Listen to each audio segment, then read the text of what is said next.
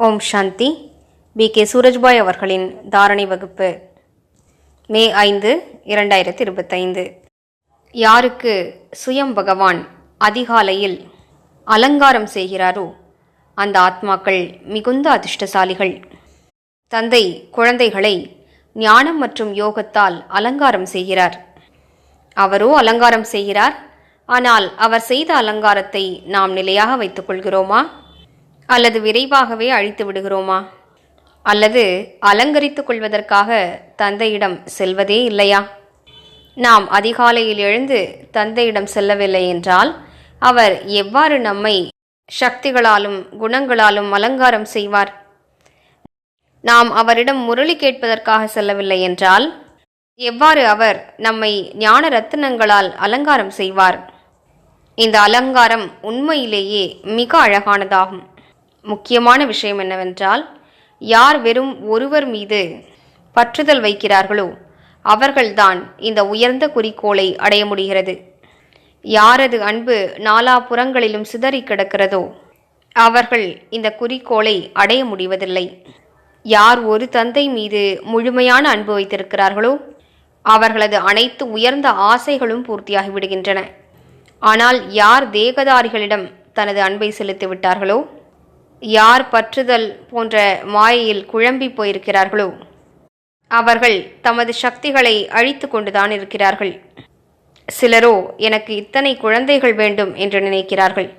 பின்னர் எப்போது பிறந்த குழந்தைகளெல்லாம் தொல்லை கொடுக்கிறார்களோ அப்போது இப்படிப்பட்ட குழந்தைகள் இறந்தாலே மேல் என்று நினைக்கிறார்கள். அந்தளவிற்கு துக்கமடைகிறார்கள். இதுவோ கலியுகத்தின் கடைசி நேரமாகும். இங்கே நீங்கள் ஞானம் மற்றும் யோகத்தின் பலத்தினால் பற்றுதலை விடவில்லை என்றால் அப்படிப்பட்ட காலகட்டம் வருகிறது. உங்களது பற்றுதலை நீங்கள் அவசியம் தியாகம் செய்தாக வேண்டும்.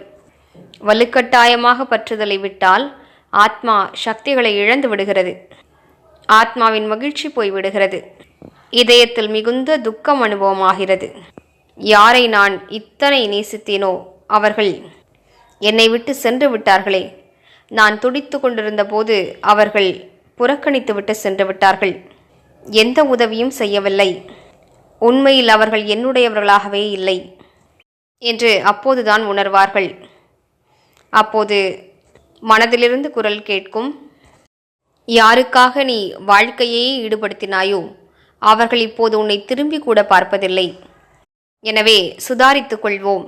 புத்திசாலியாகி முழு அன்பையும் தந்தை மீது செலுத்துவோம். ஜென்ம ஜென்மங்களாகத்தான் தேகதாரிகள் மீது அன்பு செலுத்தினோம். நமக்கு என்ன கிடைத்தது? அனைத்தையும் இழந்து விட்டல்லவா நிற்கிறோம். சிலர் இது மிகவும் கடினமானது என்று நினைக்கிறார்கள். கடினமானதல்ல, இதற்கான விதிமுறையை கடைபிடிக்க வேண்டும். விதிமுறையை கடைபிடித்தால் சரளமானதே. அந்த விதிமுறை என்னவென்றால், ஒரு தந்தையின் அன்பில் சிறிது சிறிது நேரமாவது முதலில் மூழ்கி இருக்க வேண்டும். இரண்டாவது, யார் மீதெல்லாம் பற்றுதல் உள்ளதோ அவர்களை ஆத்மாக்களாக பார்த்து உயர்ந்த அதிர்வலைகளை பரவச் செய்ய வேண்டும்.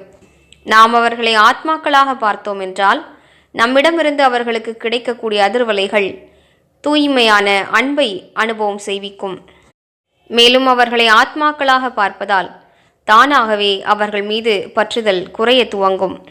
ஆனால் சில ஆத்மாக்களோ அந்தளவிற்கு பற்றுதலின் சங்கிலியில் மாட்டிக்கொண்டிருக்கிறார்கள். அதனை உடைப்பது அவர்களுக்கு மிகுந்த கடினமாக இருக்கிறது. பற்றுதல் என்ற மிக இனிமையான விஷம் அவர்களை மாய்த்து கொண்டிருக்கிறது. எவ்வாறு தற்காலத்தில் சர்க்கரை நோயை ஸ்லோ பாய்சன் என்கிறார்கள், அதே போன்று பற்றுதல் கூட ஆத்மாவிற்கு ஸ்லோ பாய்சன் போன்றதே ஆகும். அது ஆத்மாவின் மகிழ்ச்சியை பறித்து விடுகிறது. பரமாத்மாவிடமிருந்து கிடைக்கக்கூடிய பலன்களிலிருந்து மனிதர் மீது வைக்கும் பற்றுதலானது விலக்கி வைத்து விடுகிறது. உண்மையை தெரிந்து கொண்ட பின்பும் நம்பிக்கை ஏற்பட்ட பின்பும் ஆத்மாக்கள் உறவுகளின் பற்றுதலில் மாட்டிக்கொண்டு குழம்பி போய் பரமாத்மா பிராப்திகளில் வஞ்சிக்கப்பட்டு நிற்கிறார்கள். எனவே வாருங்கள், இன்று முழு நாளும் அனைத்து உறவுகளையும் ஆத்மாக்களாக பார்ப்போம். முக்கியமாக யார் மீது பற்றுதல் அதிகமாக உள்ளதோ அவர்களை ஆத்மாக்களாக பாருங்கள். நமது இந்த ஆன்மீக பார்வை அவர்களுக்கு உயர்ந்த அதிர்வலைகளை அனுபவம் செய்விக்கும். நான் மாஸ்டர் சர்வசக்திவானாவேன், உலக நன்மையாளராவேன். இந்த உயர்ந்த சுயமரியாதைகளில் நிலைத்திருந்து பிறரை காண்போம். இதன் மூலம் நமது உறவினர்களுக்கு நல்ல அதிர்வலைகள் கிடைக்கப்பெறும். மேலும் இடையிடையே பாப்தாதாவை நமது அருகே அழைத்து கொள்வோம். ஓம் சாந்தி.